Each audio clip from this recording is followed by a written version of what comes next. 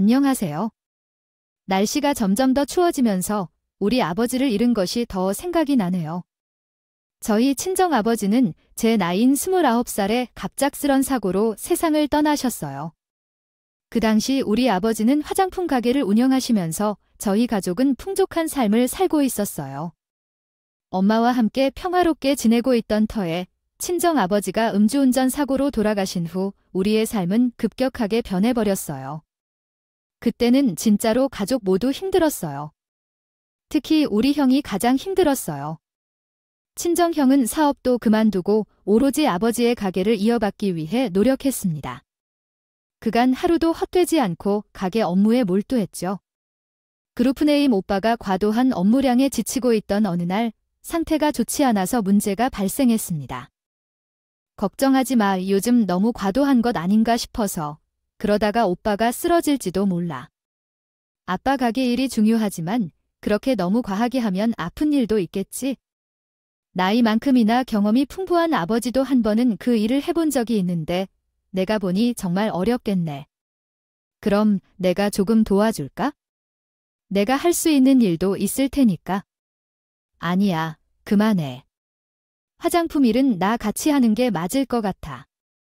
웬만한 업무는 다 내가 할 테니까 내가 손님 응대나 그런 일을 해줬으면 해. 나는 화장품에 대해 잘 알지 못해서 사람들이 물어봐도 대답하기 어려워.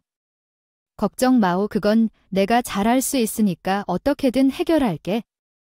아버지의 화장품 가게를 지키기 위해서 친정 오빠와 나는 불철주야로 일해왔어. 그런데 워낙 잘 되었던 화장품 가게라 그런지 아버지가 돌아가신 후에도 큰 흔들림 없이 장사가 잘 되었어요. 이러한 바쁜 시기를 보내는 도중 우연히 남편을 만나게 되었죠. 정종이 저와 오빠가 발을 뽑을 때마다 찾아와서 도움을 주신 건 건너편 사장님이었습니다. 사장님께서는 우리에게 아버지 소식을 들었다며 위로해 주셨어요. 사장님 소식 들었어요. 정말 힘드실 텐데요. 두 분 다 장사 경험이 많으신 분들이라서요. 제가 도움이 될 부분이 있다면 도와드릴 테니 언제든지 말해주세요. 그래도 저는 어릴 때부터 장사를 해온 바로 그러한 친오빠가 먼저 도와준다면 감사하겠네요. 원래는 회사 생활을 하다가 갑자기 아버지가 돌아가셔서 화장품 가게를 맡게 되었지만 여전히 하고 가능합니다. 어떻게 해야 할지 모르겠습니다. 그렇게 건너편에 계셨던 사장님이자 전 남편과 자주 교류하며 도움을 받았습니다. 우리 가족의 친척인 오빠는 사업가가 아니었고 성격도 부드러워 사장님과는 잘 맞지 않았습니다. 그러나 전 남편은 빠르게 결정을 내리고 손익 계산에 대해 냉철하고 신속한 모습을 보여주었습니다. 이런 점에서 우리 친정 오빠와는 다른 우아한 모습을 보여줘서 그가 얼마나 멋있는지 느꼈습니다. 그렇게 건너편의 사장님과 가까워지게 되어 자주 만나게 되면서 서서히 정을 쌓게 되었죠. 연애 중에 갑자기 아이가 생기게 되었는데 당시에 제 나이는 어느 정도 되었기 때문에 결혼을 준비하는 것도 괜찮다고 생각했어요. 물론 약간 망설일 수 있겠지만 결혼해도 괜찮을 것 같습니다. 수밖에 없었지만 그래도 저는 좋았습니다. 서로 결혼 이야기를 주고받으면서 시어머니를 만나게 된 적이 있었어요. 저희 어머니는 조금은 걱정스럽게 제가 애를 데리고 결혼하는 것을 보니까 한 소리라도 들으면 어떡하나 싶었어요. 그래서 남편을 데리고 시어머니를 만나러 갔습니다.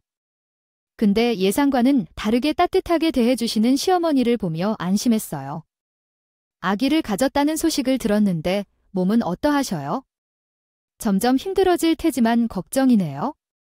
우리 아들 편에 있는 화장품 가게 딸이라며 오며 가며 봤을 때도 며느리 삼고 싶었는데 이렇게 인연이 되었네요.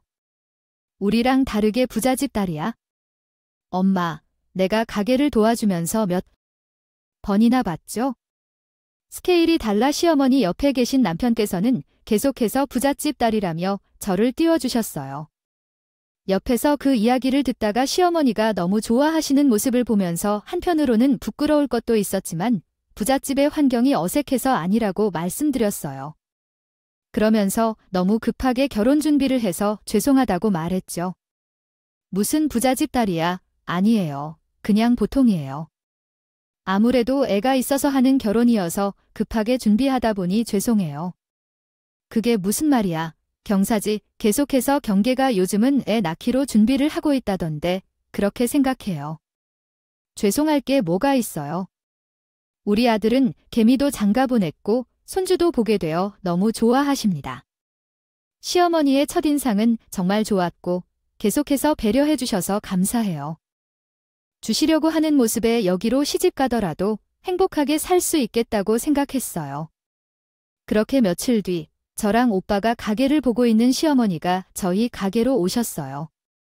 나도 종종 화장품 사러 여기 오긴 했었는데 내 친구가 방문 판매일을 시작하면서 못 봤거든요. 여기 사장님 계실 때랑 똑같네. 손님들은 더 많아진 것 같아요.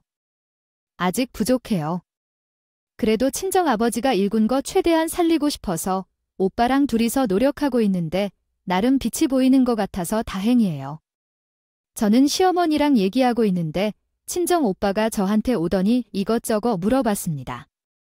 우리 이번에 발주 넣고 받았던 물건들 다 어디다 넣어놨었는데 손님이 어제 들어온 스킨로션 세트를 받았어요. 책이 쳐터져서 안 보여서 우리 부피가 커서 안쪽에 넣으라고 하는 거야? 오빠가 그렇게 하자고 했고 잊어버릴까봐 난 가져다 줄 테니까 여기 기다려. 시어머니한테 양해를 구하고 오빠가 말한 스킨 로션 세트를 가져왔어. 그래서 친정 오빠는 손님께 바로 전달해 주었어. 그런 모습을 보던 시어머니가 오빠님께 드시자고 하셨어. 사돈 총각은 이런 일을 처음 해보는 거라고 했었어. 오빠는 원래 회사에서 일하다가 아버지가 돌아가셔서 그 자리를 이어받았는데 회사를 그만두고 하고 있는 중이야. 그래도 장사 경험이 처음이라 아직 미숙한 점이 많아. 저희 아들이 사업하다 보니 나도요. 옆에서 자주 봤는데 장사가 쉬운 것은 아니라는 걸 종종 우리 아들에게 도와주라고 요청해왔어요. 그때까지만 해주면 되는 이런 마을 가게에 대해 시어머니가 왜 이런 제안을 했는지 정말 이해할 수 없었어요. 처음에는 선의의 마음으로 우리를 도와주고 싶어서 한 말인 줄 알았지만 사실 그게 아니었어요. 친정 오빠가 가게를 서툴게 운영하는 모습을 보고 우리 집의 재산까지 저희가 가져갈 수 있을 거라고 생각한 것 같아요. 그래서 남편을 계속 저희 집에서 일하게 하려고 했죠. 또한 결혼을 앞두고 신혼집을 알아보는 중에 막연히 집을 사는 얘기를 하다가 시어머니가 갑자기 우리를 불러 서둘러 시집가라고 했어요. 신혼집을 찾아가는 것보다 친정 엄마랑 혼자 살거나 딸 자식을 시집 보내면 얼마나 편해하다며. 우리 아들이 힘들겠지 않을까 싶어요. 하겠지만 그래도 나는 저렴한 가격대의 집에서 살아도 나쁘지 않을 것 같다고 생각해. 친정 엄마와 함께 생각해 보지 않았어요. 사실 애도 가져서 친정 엄마랑 함께 살고 싶다는 생각을 가끔 했었습니다. 안 되면 가까운 곳에 신혼집을 마련하려고 했지만 시어머니가 친정집에서 함께 살도록 하고 싶어 하셨어요. 예상치 못한 말이어서 제가 생각해 본 적이 없다고 말씀드렸죠. 내가 신혼집 비용을 아끼려는 게 아니에요. 아들도 따로 살고 있는데 딸까지 함께 살아나는 얼마나 마음이 아플지 모르겠죠. 또한 너희 둘도 결혼하면 좋은 걸로 사줄 테니까 그런 걱정은 하지 않아도 돼. 시어머니가 친정 엄마 집에서 살라고 하셔서 저는 너무 감사했어요.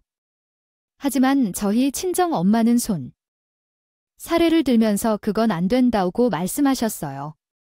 무슨 가야 어떻게 그러냐. 가까이 사는 것도 아니고 같이 사는 건 민폐야. 엄마 혼자 있어서 걱정이 돼. 그래서 나랑 같이 살면 좋을 것 같아. 방도 불편해. 그냥 너희 둘이 살아. 그리고 너 우리 집에 들어와 산다고 하면 시어머니도 좋게 생각하지 않을 거야. 아니야. 어머님이 먼저 엄마랑 같이 살라고 하셨는데. 그리고 나도 애 낳는 것 때문에 엄마랑 가까이 살아야겠다는 생각을 했지만 어머님이 먼저 친정집으로 들어가 살라고 말씀해 주셔서 너무 감사한 거야. 사돈 떼기는 먼저 본인 아들이 처가살이 하는 것이 쉽지 않을 텐데 어머님도 그러시더라고요. 있을 것 같지만 그래도 엄마 혼자 있는 게 걱정되신다고 했어요. 그러더니 남편도 그렇게 하자고 해서 함께 살기로 했어요. 친정 엄마는 계속 거절했지만 시어머니가 먼저 제한사항을 말씀해 주셔서 알았다고 하셨어요. 그렇게 우리는 친정에 살게 되었습니다. 생각해보면 할수록 시어머니께 감사했죠.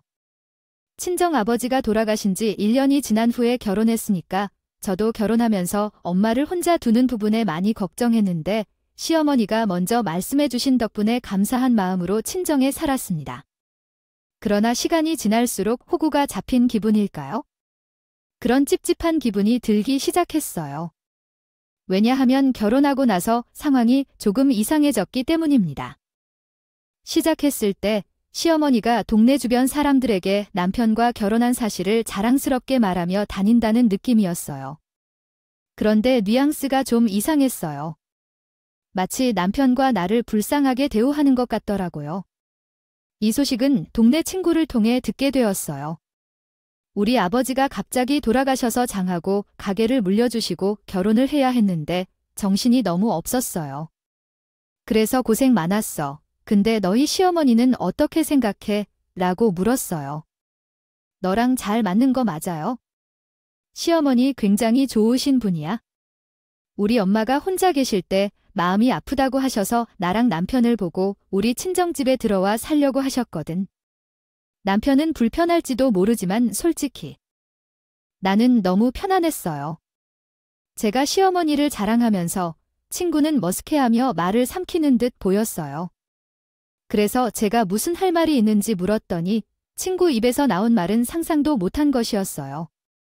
아니, 너희 시어머니가 요즘 돈으로 다니면서 본인 아들이 너와 너희 어머니, 그러니까 너희 식구들을 다 먹여 살리고 있다는 것 같다고 하면서 다니던데 나야, 내가 얼마나 잘 살았는지 아니까 말도 안 돼 라고 생각하지만 동네 사람들은 그렇게 생각 안 하시더라고. 시어머니가 왜 그런 말씀을 하셨을까? 잘못 들은 게 아닐까? 설마 어머님이 먼저 정들 살라고 하셨는데 친구의 말을 다 신뢰할 수 없었습니다. 친구도 직접적으로 들은 게 아니었으니까요. 그런데 며칠 후 다른 친구한테 연락이 왔어요. 내가 진짜 기가 막혀서 이걸 말해야 될까 싶었는데 그래도 너는 알아야 될 것 같아서 비장하게 말하는 친구 목소리를 들으니 제가 다 긴장이 되더라고요. 혹시 남편이 바람 피는 걸 봤나 싶을 정도였어요. 그런데 이번에도 시어머니 얘기였습니다.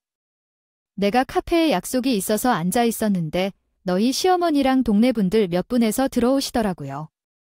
말이야, 시어머니가 저와 저희 친정을 이상하게 말하고 다니다는 소리를 연달아 2번 들으니 기분이 나빴습니다. 그럴 수밖에 없었죠. 따지고 보면 시댁에서 결혼할 때 쓴 돈이라고는 원 한 푼 없는 상황이었거든요. 말로만 자동차를 사준다고 말씀하셨지요. 언제, 어떤 차종을 사주신다는 말은 쏙 들어갔습니다. 그런 상황에서 누가 누굴 덮고 먹여 살리는지 다 한돈을 사는데 그렇게 말씀하고 다니면 당연히 내 귀에 들어올 거 아셨을 뿐일 테지만 왜 그렇게 말하고 다녔는지 이해할 수 없었습니다. 그래도 남편에게 이 사실을 얘기해야 속이 풀릴 것 같더라고요. 그래서 퇴근하고 온 남편에게 쏴 붙였어요. 어머님이 동네 분들께 뭐라고 하고 다니는지 알아요? 당신이 처가를 먹여 살리고 있다더라. 당신이 언제 우리 엄마를 먹여 살렸어? 얼마나 자주 말하고 다니시면 벌써 내 귀에 2번이나 들어왔어요. 제가 씩씩거리며 얘기하는데 남편은 대수롭지 않은 듯이 얘기했습니다. 엄마가 그렇게 말씀하실 겁니다. 아들과 사위를 시키는 것이 어려운 줄 알아요. 남들이 입 밖에 오르기도 하겠구나 싶어서 그렇게 말씀해 주시는 것 같은데 그냥 그들의 의견을 넘기면 된다고 생각해요. 왜 그런 것을 꼬치꼬치 따져야 하는지 모르겠어요. 유세를 실을 거라면 뭐라도 도와주는 게 맞지 않을까요? 결혼 준비하면서 우리 친정집에 들어가면 자동차를 사주겠다고 얘기했는데 아직도 소식이 없어요. 당신이 어머님한테 물어봤는데 엄마가 알아서 해주시겠지요? 당신은 가족이 되어야 서로 살아야겠죠. 지금은 차가 필요한 상황이 아니라서 문제없는데 갑자기 남편은 왜 차가 필요하냐고 얘기하기 시작했어요. 그래서 시댁에서는 아무것도 안 해도 돼요? 장가 보내는 거냐고 했어요. 그게 무슨 말이에요? 생활하는데 문제 없는 것과는 다른 거죠. 그것조차도 안 한다면 당신은 도대체 뭘 가져온 거예요? 근데 당신이 우리 친정을 먹여 살리고 있다고 말했잖아. 아들 처가 살이시키는 것만으로 충분한 거 아니에요? 여기서 차까지 더 달라고 하면 당신의 욕심이 너무 과한 거 아닌가요? 욕심. 그게 왜 욕심이죠? 해주신다고 한 건 해줘야지. 당신이나 어머님이나 신혼비용으로 얼마를 약했는데 나는 이렇게 못 넘어가. 단순히 결혼 잘했다고 말씀하고 다니시는 것도 아니고 우리 친정이 불쌍하다고 말씀하시면서 내가 억울해서라도 자동차 받아야겠어요. 당신도 어머님한테 그렇게요? 말했었습니다. 기다립니다. 하지만 한 달이 지나도록 어떤 소식도 없어서 제가 직접 시어머니에게 전화를 걸었습니다. 어머님, 자동차를 주신다고 했었는데 언제 사주실 건가요? 벌써 결혼 후 2달이나 되었어요. 그래서 남편에게 갖고 싶은 차를 말하라고 했더니 고민 중이라고 하더라고요. 그런데 친정엄마와 함께 살면서 우리 아들을 위해 주제차는 새 차를 가져가려는데 중고차 하나 해도 괜찮다고 하시는 건 무슨 말이죠? 그래도 약속하신 대로 해주셔야 합니다. 게다가 친정엄마와 함께 생활하기로 했었는데요. 어머님이 살다고 하셨고 그렇게 하라고 하신 것 같아요. 아무리 생각해도 우리 아들이 손해를 입을 것 같아서 자동차가 요즘 좀 비싸니 나중에 돈을 모아서 분가할 때 새 차를 사주는 게 더 낫지 않을까 생각했어요. 지금은 필요가 없다고 하는데 그런데 당장 가져야겠어요. 너무 불만족스러운 신호로 나오면 아들의 성격이나 감정에 영향을 줄 수도 있으니 마음을 적게도록 해야겠어요. 시어머니는 이번에 자동차를 사주기가 아깝다는 듯 보였어요. 그 행동에 마음이 불편해서 남편에게 이야기했어요. 어머님이 방금 뭐라고 하셨는지 알아요? 새 차가 아니라 중고차를 선택하고 나중에 분가할 때 남은 돈으로 새 차를 사주신다고 했어요. 그래서 당장 해달라고 했어요. 그랬어. 솔직히 지금 새 차는 그렇지. 중고차도 잘 선택하면 저렴하게 살 수 있어? 차급으로 살 수 있어. 중고차라고 다 나쁜 건 아니야. 별로 안 탄 중고차를 사도 되는데, 맞지? 이건 좀 어쩌고야. 넌 제정신이야. 우리 엄마 집에서 살자고 했잖아. 어머니도 그렇게 하라고 하셨잖아. 근데 왜 우리가 중고차를 받아야 돼? 우리도 장모님 사시던 곳에 들어와 사는 거잖아. 그러니까 차도 다른 사람이 타던 거랑 똑같이 써야 해? 아니야. 계속 중고차 말하는 남편과 대립했어. 우리 엄마가 살던 집에 들어왔다고 중고차로 데려다 줘야 되냐고. 그리고 내가 들어오라 한 적도 없는데 본인이 가족 집으로 들어가서 살라고 해놓고 이제서야 처가에 사는 본인 아들이 불쌍하다는 식으로 하지 마. 말이 너무 어려웠어요. 이런 상황에서 큰 스트레스를 받는 것 같아서 그랬는지 계속해서 배가 살살 아프더라고요. 근데 태어나서 처음 겪는 증상이라 빨리 병원에 달려갔죠. 그러고 나니 첫째를 잃게 된 거죠. 눈물만 나왔어요. 아이를 지키지 못한 나 자신에 대해 화가 나고 시어머니나 남편에게 화를 냈던 것도 너무 화가 났어요. 그 후에 처치를 받고 집에 돌아왔습니다. 엄마를 만나자마자 울음을 터뜨렸는데 엄마가 무슨 일이냐고 물어보셨죠. 그래서 말이야, 너 아까 병원 가겠다고 했는데 무슨 일이야? 왜 유산을 했어? 놀라서 병원에 갔는데 아기의 심장이 안 뛰어서 라고 답했어요. 엄마 그럴 수 있는 거야? 너 탓 하나도 없어. 더 튼튼한 아이가 찾아오려고 그런 거라고 생각해라. 엄마도 처음 임신했을 때 너처럼 유산을 했었어. 그래도 오빠를 낳고 예쁜 너도 나왔어. 그러니까 너무 신경 쓰지 말고 너 몸 챙겨. 내가 뭘 좀 먹었어? 얼굴은 왜 이렇게 상했어? 친정엄마는 제가 유산을 했다는 소식을 듣고 저를 챙겨주기 시작하셨습니다. 제가 한숨 자고 일어나니 엄마가 주방에서 이것저것 만들고 있더라고요. 보니까 미국이었다. 자지, 유산도 여자 몸에 리가 하더라고. 엄마가 소고기 잔뜩 넣어서 미국을 만들었으니까 어서 먹자. 너 소고기 잔뜩 넣어. 미국 좋아했잖아. 친정엄마가 저를 챙겨주셨다. 주시는 모습에 감사하면서도 죄송한 마음이 들었습니다. 남편에게 이 사실을 어떻게 전해야 할지 고민이 되더라고요. 그래도 해야 할 일이라 생각하여 남편에게 전화를 걸어 유산 사실을 알려주었습니다. 당신은 괜찮아. 몸은 우선 최대한 빨리 가게 정리하고 들어갈게요. 장모님은 지금 집에 계시니 조금만 기다려주세요. 남편이 그렇게 해주니 제 마음속의 죄책감이 조금씩 사라지는 것 같았어요. 유산을 경험하신 분들은 아시겠지만 나도 모르게 내 자신을 탓하게 되기도 하죠. 혹시 내가 뭘 잘못했나 싶기도 했어요. 그런데 친정엄마도 오빠도 그리고 남편도 모두가 저를 챙겨주는 모습에 따뜻함을 느꼈습니다. 그러나 한 사람은 다른 태도를 보이네요. 있었어요. 그게 바로 시어머니예요. 남편이 시어머니한테 제 상황을 이야기했나 봐요. 어느 날 시어머니가 연락도 없이 오셨어요. 너 아기 유산됐다며? 나이가 어린 애들은 그런 일도 별로 없다는데 왜 그러니? 그거 한번 그러면 습관이 된다고 하던데 괜히 몸줄인다고 시간을 보내지 말고 얼른 다시 해서 가져라. 지금도 이렇게 애가 안 생기는데 나이를 먹으면 더 안 생길 거야. 시어머니는 유산된 제 앞에서 빨리 애를 가지라는 재촉만 하셨어요. 그거 아시나요? 너무 어이가 없으면 말이 막혀서 아무 말도 못하게 됐어요. 제가 어딜 가든 말싸움 진다는 말은 들어본 적이 없었거든요. 근데 이건 정말 말도 안 되는 소리예요. 제 머리에서 이게 무슨 말인지 보니 이게 지금 제게 하는 말이 맞냐고요. 이런 생각을 하니 시어머니에게 바로 화를 낼 수 없었습니다. 근데 그 말을 듣던 제 친정엄마가 화를 내셨어요. 아니, 사두, 그게 무슨 말씀이에요? 지금 몸조리 하는 애한테 빨리 애를 가지라고 하는 건데요. 뭐라고요? 나이 어린 애들은 척척애만 잘 나갔는데 애가 유산됐으니 하는 소리잖아요. 그러다 나이 들면 더 못 낳아요. 까대 못 낳아도 돼요? 나는 얼굴도 못 본 손주 보러 힘들어요. 앞에서 할 말이 있고 못할 말이 있지 우리 신경 쓰게 하지 말고 당장 나가세요. 아니, 제가 그런 뜻으로 말한 게 아니에요. 우리 며느리가 몸 상할까 봐요. 뭔가 가 있다는데 감히 속이 쓰림이 느껴지네. 너무나 답답한 마음이 제껴지고 백슬래시 쌓인 엔때론 충격적인 사건들에 분노하진 않겠어. 원하지 않는 일들이 생겨나기 시작해. 싸워야 하는가 도망가야 하는가. 함께 조용히 음악을 듣던 그녀의 표정은 아련해지고 있다.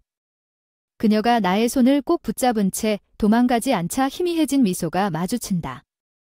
뜨거운 바람에 실려오는 서글픈 노랫소리가 들려온다. 그녀에게 다가갈 때마다 더 크게 들리는 슬픈 노래의 소리는 날카로워져 고개를 떨구게 만든다. 그래도 나는 이별이 무서울 내게 미친 듯 바람에 흔들리던 빨간 꽃게와 함께 그녀를 잃을 수는 없었던 것이다. 방에 들어가자마자 무슨 일이 있었는데 지금 전에 엄마와 통화했을 때 당신이 일부러 이곳까지 왔다고 들었어요. 장모님께서 우리 엄마에게 나가라고 했다고 하더라고요. 어려운 사돈이시니까 제가 너무하다고는 생각하지 않아요. 어머님이 무슨 말씀을 하셨는지는 듣지 못해서요. 어머님이 저에게 빨리 아이를 가지라고 하셨다는데 그래서 우리 엄마가 화를 내신 거래요. 그렇게 말하는 게 적절한 것 같아요. 또한 제가 나가면 당신도 힘들 것 같다고 생각하지 않아요. 남편은 제가 한 말을 듣고서도 시어머니가 잘못 말한 것이 아니라고 했어요. 그래서 아이가 나오지 않을 것이라고 했더니 남편의 목소리가 커졌지만 그런 말은 아니라고 부인해요. 그렇게 하다가 별다른 일 없이 지낼 거예요. 언제부터 남편이 늦게 일어나서 출근을 하더라고요. 남편이 각이 오는 거든요. 그래서 항상 재료 준비하는 부분 때문에 7시부터 8시 사이에 나가는데 요즘에는 거의 1시간 늦게 빨라야 8시에 겨우 나가더라고요. 그래서 저는 같이 일하는 사람을 구했나 싶었어요. 그래서 물어봤죠. 당신 요즘 늦게 출근하는 것 같은데 아침에 재료 손질해주는 사람을 구했어요? 요즘 인건비가 얼마나 비싼데 사람을 구해서 그런 거 아니야? 그럼 요즘 왜 이렇게 늦게 나가는 거야? 시간이 안 맞지 않아? 당신 예전에는 버스 시간도 계속 확인하면서 나갔었지. 아, 나 차 생겼어. 그거 타고 다녀서 천천히 나가는 거야. 남편 입에서 차가 생겼다는 말을 들었습니다. 아니, 차가 생겼으면 당연히 제에게 이야기해야 하는 게 아닌가요? 그래서 저한테 언제 들어오셨느냐고 물어봤죠. 아니, 차가 생겼다면 나에게 말을 해주셔야지. 언제 알고 있었는데? 어떻게 됐어요? 어머님이 사주신 거라고 하셨죠. 아무 말 없이 주셨다고 했어요. 그냥 준 중형차이니 차값 정도 들어갔겠지요. 제가 자세한 금액은 몰라요. 남편은 계속 제가 물어보는 말에 제대로 답하지 못했습니다. 그래도 시어머니가 사주신다고 했으니 시어머니가 사주실 거라고 생각했죠. 우리 시어머니는 그런 점에서 속내를 가장하지 않는 분이었거든요. 그런데 아무런 설명이 없어서 당황스러웠습니다. 그 순간에 시어머니가 전에 우리 엄마한테 혼을 내셨기에요. 나한테 차를 주지도 않고 생색도 내지 않는다는 생각이 들었어요. 하지만 그렇게 생각하고 그냥 넘겼어요. 그래도 차가 생겨서 그 덕분에 저도 도움을 받을 수 있었어요. 엄마를 모시고 병원에 가야 할 일이 생겼거든요. 환자분의 검사 결과를 보니 무릎에 무혹이 있으시다는 것을 알았어요. 통증이 매우 심하셨을 것이고 자주 무릎이 아프셨을 거예요. 최근에는 일어서는 것조차 힘들어 하시는 것 같아서 제가 도와드리기로 했어요. 무리한 일을 하셨던 것 같은데 먼저 무리하신 부분을 치료하는 수술을 먼저 받아야 할 것 같고 회복하신 후에는 지켜봐야 할 것 같아요. 의사분이 저와 엄마에게 무리한 일을 많이 했냐고 물으셨는데 저는 몸조리를 해주느라 엄마가 무리하셨나 생각이 들어서 죄송한 마음이 들었습니다. 엄마는 매일매일 챙겨 먹일 것까지 사오시는 것을 보니까 죄송한 마음이 들었어요. 엄마가 나의 몸조리를 해주느라 부담스러운 감이 갔는지 모르겠어요. 나는 이미 다 컸어도 엄마는 계속해서 힘들게 일하고 있어요. 미안해요. 무슨 말인지 잘 모르겠는데 그 때문이 아니에요.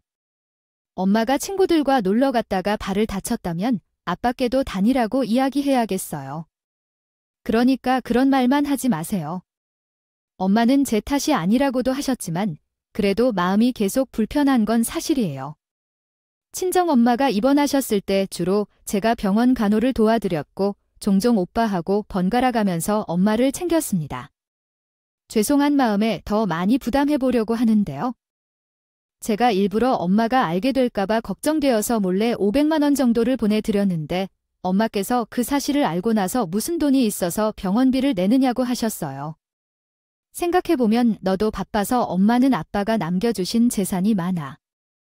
엄마는 그것을 들어야 내 마음이 편하거든요. 아빠가 남겨준 것이 뭔지 이 정도는 딸이 해줘야지. 그래서 3달 동안 엄마가 병원 다니면서 챙겨드렸어요. 엄마가 몸을 챙겨주신 것처럼 음식도 해가고 맛있는 가게를 알아 포장해서 엄마와 함께 먹었습니다. 어느 날은 저희 집에서 엄마가 좋아하는 반찬을 요리하고 있을 때 시어머니가 전화를 주셨어요. 너 지금 어디야? 집이냐 병원이냐? 어머님, 저 지금 집에서 요리하고 있어요. 이따가 친정엄마가 가져다 드리려고 해요. 무슨 일이세요? 내가 거기로 금방 갔다 올게. 기다려라. 시어머니는 저한테 오신다는 말씀만 하시고는 전화를 끊으셨어요. 제가 어리동하니 했죠. 한 20분 정도 지났나 그러니 시어머니가 우리 집 초인종을 누르겠죠. 일단 내 카드 내놔봐. 요즘 친정엄마랑 붙어 다닌다고 하던데 병원이냐 뭐냐 확인 좀 해야겠어. 무슨 소리세요? 제 카드 내역을 왜 어머님한테 확인하라는 건가요? 그리고 친정엄마가 아프신데 제가 돈을 쓸 수 있죠? 그거 좀 봐왜 내가 진짜 최근 들어 드는 생각이 며느리를 아주 잘 받았다는 생각이 드네. 부잣집. 딸이라고 해서 받아줬더니 그녀는 아주 빠르게 친정에 가서 돈을 쓰고 마치 그런 게 당연한 것처럼 우리 아들까지 내어줬어요. 하지만 아이를 내지 못했으니까 돈을 가져오지도 않아요. 요즘 제가 얼마나 당황스러운지 밤에는 잠도 오지 않아요. 어머님이 무슨 말씀을 하시는 건가요? 제가 어머니께 할 말이 없는 줄 알아요? 더 이상 어머니와 에너지를 쏟을 시간도 없고 제가 친정엄마를 돌봐야 하니까 이만 나가주셨으면 좋겠어요. 여기는 친정집이니 예의를 갖춰주세요. 뭐야, 왜 이렇게까지 말을 꺼내나. 대답이 있어야 할 텐데 어쩌면 할 줄 아셔야 합니다.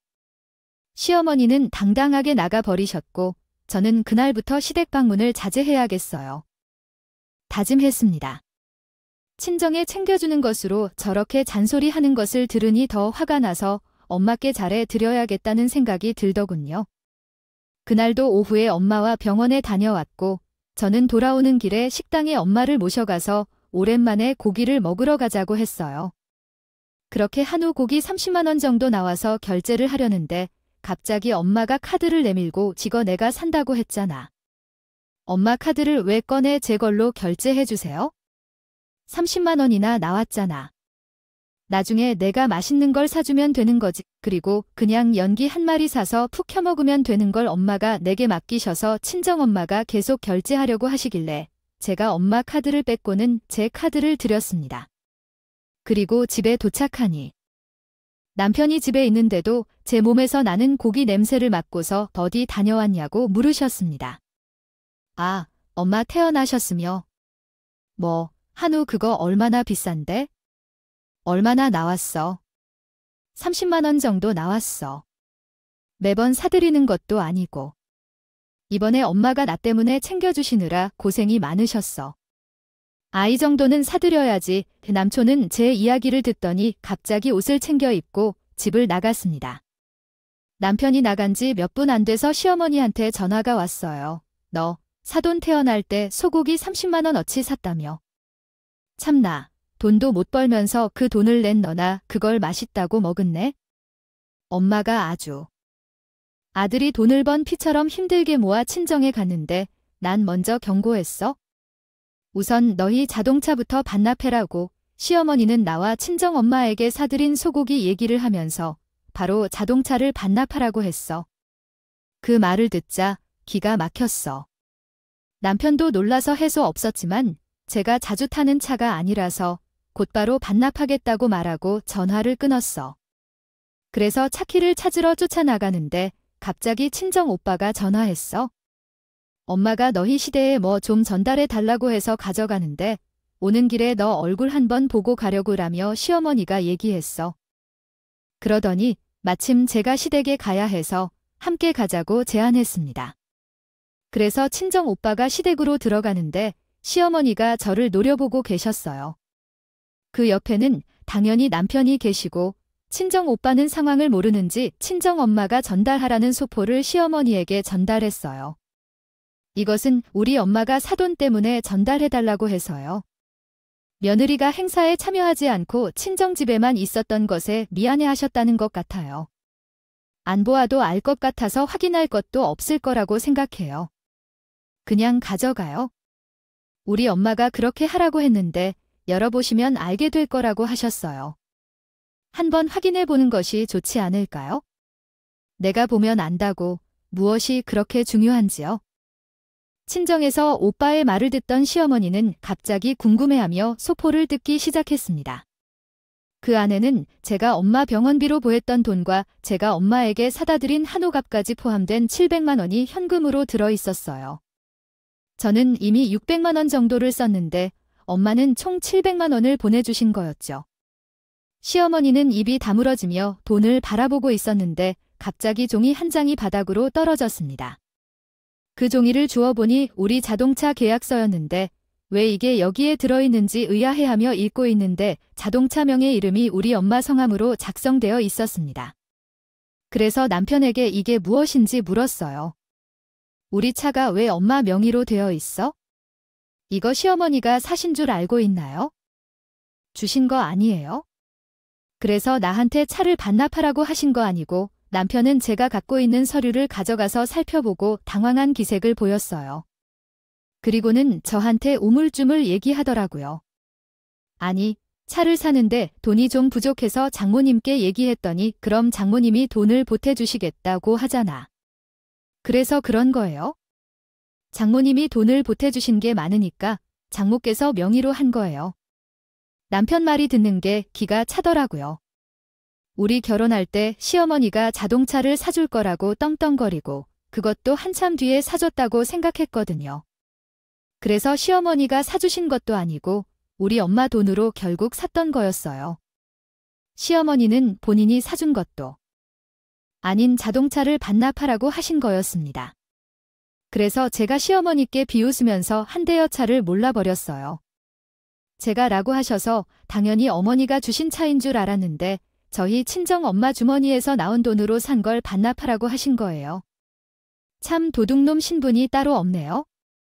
뭐 어디 시어머니한테 도둑놈 신부라는 말을 해서 당신 당장 우리 엄마께 사과해야 해. 어떻게 그런 말을 할 수 있는지. 이건 당신이 잘못한 거야. 남편이나 시어머니가 둘 다 한편이 돼서 저한테 말하는 걸 듣는데 둘이 내 인생에서 정리하는 게 맞겠다 생각했습니다. 이제 이 사람은 내 시어머니가 아니야? 당신이랑 이혼할 거거든. 당장 우리 엄마 집에서 당신 짐을 빼. 그 집은 우리 엄마의 건물이래.